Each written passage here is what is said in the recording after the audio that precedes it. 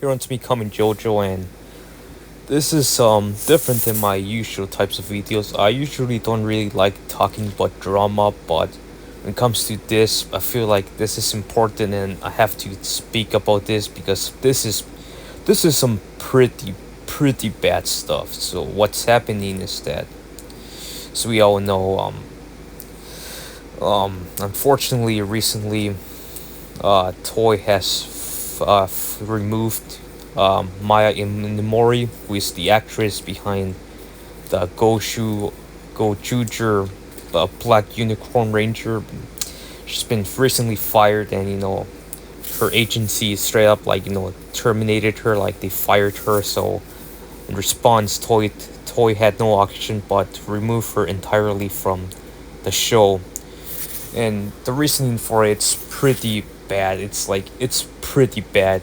Like it's extremely bad. Like the reasoning for her removal was that apparently she was catch drinking, and she's the age of drinking in Japan is age 20, and she's like 19, and in 4 months she'll be 20. So she was drinking 4 months in advance. So that's why they fired her, which Japan's different than America. Obviously, they're more strict when it comes to some stuff, but I feel like this, when it comes to this situation, it's massive bullcrap. Like, for multiple number of reasons. The first reasons we all know, if a few months, like I think like 3 months ago, like this stupid, like I forgot the name of this, like it was just like this scandal, like news article, like website that they're known for, like making up pretty nasty rumors about people and ruining their careers for stupid reasons. So we all remember, like a few months ago they came up with this stupid rumor about with that, like this like infidelity, like stuff with her and the suit actor of the Red Ranger, and that rumor got pretty big. It stained it, the reputation of the show and the actress.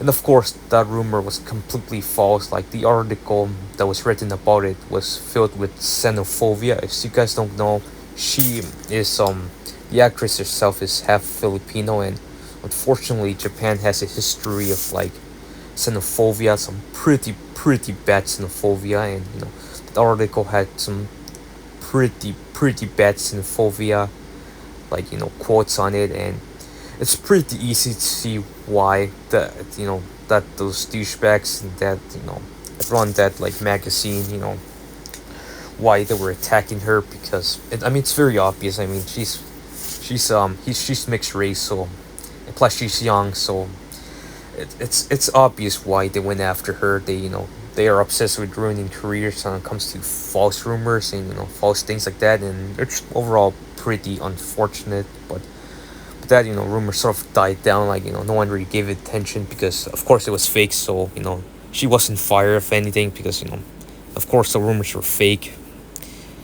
But recently, with this new stuff, she's been fired, and people are speculating that her agency didn't really want to take responsibility of defending her, so they took the coward way out and straight up just fired her instead of taking those people to court. But instead they just take the coward way out and just like kick her out.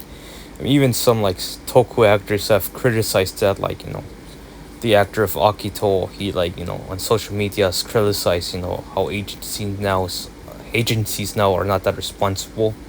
But yeah, it's pretty bad how basically her career and was ended over some basically stupid lies. And they just came up with a stupid reason to fire her because they didn't want to be responsible, which is kind of funny. Because looking back at it's funny because the actress that played Gokai Pink in Gokaiger, she recently revealed that she's half Filipino. And and she revealed this like 12 years after Gokaiger ended. So I'm curious, and a bunch of people have said this, if the reason why she hid that she was half Filipino was because she was afraid that she was going to get a bunch of xenophobic people attacking her from the entertainment industry. And looking at this, yes, it seems like that might be a reason. But yeah, It's pretty awful that they're, basically her life might get ruined over some stupid rumor that, her, agency's not taking the responsibility to, like, help her out with it, like, clear her name. Instead, they just take the cower away and, like, remove her and fire her. And yeah, I know some people are saying, like, oh, it's Japanese culture, like, it's their lives different than ours. They're more strict, like, we shouldn't judge them, like, she deserves this. But that's just some bullcrap because there's people that get away with so much awful stuff in Japan and yet they don't get fired. Like, for example, recently there's this video game where this guy got casted in this game, and he his and but that person that got casted, like 6 or 7 years ago, he sexually assaulted, like two women. Yet despite him sexually assaulting two women, he still gets casted. Or like for example, like some like manga cough, like they do, like it discovers they have CP, and yet despite them having CP, they only get a minor slap in the wrist, and they're allowed to draw in manga despite their evil acts. Or this other incident, I forgot the name of that guy, but there was like this Japanese guy that went to Stalin, I think in France, and he ended up like killing one of his classmates, and like ended up like eating her body. It was pretty awful. But then he was sent to Japan, and in Japan he didn't face any consequences. Then after that he was allowed to write books and write mangas, and he was like interviewed a lot, and he was allowed a platform for decades and decades despite him doing such an evil stuff. So it's pretty disgusting how those evil people get away with sex offenders, and people that consume CP, and like literal serial killers get away with their crimes, and they're still allowed in the entertainment industry. Like but this like young mixed race girl, just because for being mixed race, they've tried to find stupid excuses to fire her and treat her like an animal.